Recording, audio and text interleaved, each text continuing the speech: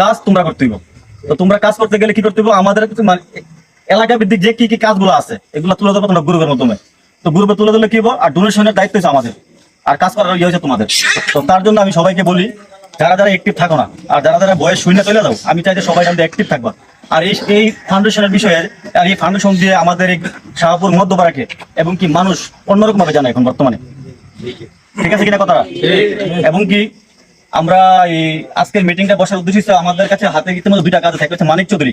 মানিক চৌধুরীকে উনি মতলব এই ক্যান্সার আক্রান্ত, ওনাকে একটা মানে একটা বড় একটা অ্যামাউন্ট আমরা মানতে পারবো আর কি ইনশাআল্লাহ। তো ইনশাআল্লাহ আরেকটা হচ্ছে সুকুমারের যে আছে না, ওর মেয়ের বিয়ে, এখানেও কিছু আমরা ডোনেশন করবো ইনশাআল্লাহ।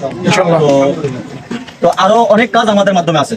আমরা চাই যে আমাদের এই সংগঠন দিয়ে ভালো কিছু কাজ হোক, এবং এই সংগঠনের মাধ্যমে আমাদের মধ্যপাড়াকে আর একটু ভালো করে মানুষ চিনুক। আর মধ্যপাড়া বলাবেন যে ভালো, এটা সবাই জানে, কেননা ঝগড়া বিবাদে কোনো কিছু না, কারোর সাথে তার দ্বন্দ্ব বন্ধ এগুলো নাই, সবাই যার জন্য চলতেছে মাদক মুক্ত। আর আমাদের মতো মাদক হইতে পারতো সিধা হিসাব, যে মাদক তার বিরুদ্ধে আইন করে আগে নিজে শাসন করাম, ঠিক আছে। মাদক তো থাকতে পারতো, মধ্যপাড়াতে কোনো মাদক থাকতে পারতো না সিধা হিসাব। তো এটাই তো আমরা সামনে যে কাজগুলো তুলে ধরবো, আর যে কাজগুলো করার আছে, আমরা আগামী বুধবারে রাত্রে এশার নামাজের পরে এখানে একটা বড় একটা মিটিং হবে। মিটিং এর পাশাপাশি একটা মিলাদ হবে, তাবারকের ব্যবস্থা করা হবে।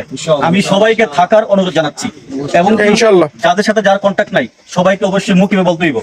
আর যারা আমাদের এই ফাউন্ডেশনে এখনো পর্যন্ত অ্যাক্টিভ হন নাই, বা আমাদের ফাউন্ডেশনে যারা ফেসবুকে থাকাকালীন যারা অ্যাক্টিভ নাই, আমি চাই যে সবাই আমাদের অ্যাক্টিভ থাকুক। এবং কি তারা যদি অ্যাক্টিভ, আজকে আমরা কাজ করতেছি, পরবর্তী তোমরা করবা। তো তোমরা যদি আমাদের সাথে যদি অ্যাক্টিভ না থাকো, আমরা কি করতেছি না তোমরা কি করে বুঝবা। তো আজকে থেকে আমরা করতেছি, আবার সময় তোমাদেরও আসবে। আমাদের সিনিয়ররা এখানে ছিল বা আগেও আসছিল, আমরা এরকম কাজ করলাম কোনো সময় দেখি নাই, বা তাদের মাধ্যমে আমরা কোনো কিছু পাইও নাই সিধা হিসাব, খোলামেলা কথা ভালো। আর এখন আমরা যা করতেছি, আমরা চাই যে আমাদের মতোই তোমরাও ভবিষ্যৎ প্রজন্ম তোমরা এরকম করো, কথা ঠিক কিনা। তো এটাই আমার কথা, এটাই যে আগামী বুধবার রাত্রে এশার নামাজের পর,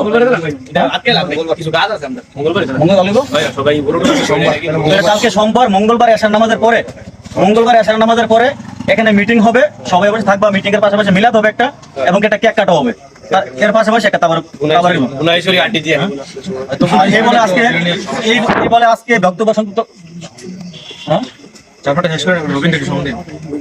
আচ্ছা আচ্ছা, ঠিক আছে, এই বলে আমার বক্তব্য শেষ করলাম। আর অবশ্যই আমার যদি কথা বলতে কোনো ভুল ভ্রান্তি হয়ে থাকে, অবশ্যই ক্ষমার দৃষ্টি দেখবেন। আর পিছিয়ে যারা আছে, যদি আপনাদের কোনো অভিযোগ বা কোনো কথা বলার থাকে, অবশ্যই বলার অধিকার আছে। আর আমি অবশ্যই বলার অধিকার দিচ্ছি, সবাই বলতে পারেন।